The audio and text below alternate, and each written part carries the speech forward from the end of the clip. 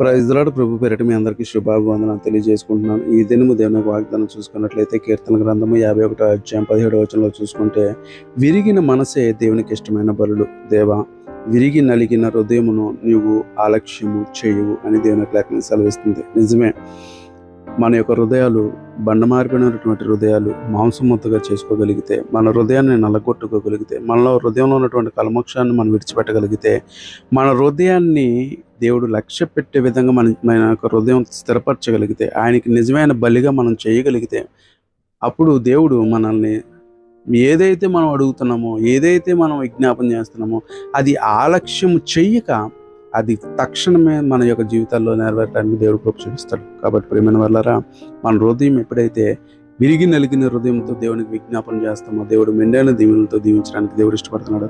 అటు కృపాధన్యత మనందరికీ నిత్యము దయచేసి నడిపించును కాక. ఆమేన్. God bless you.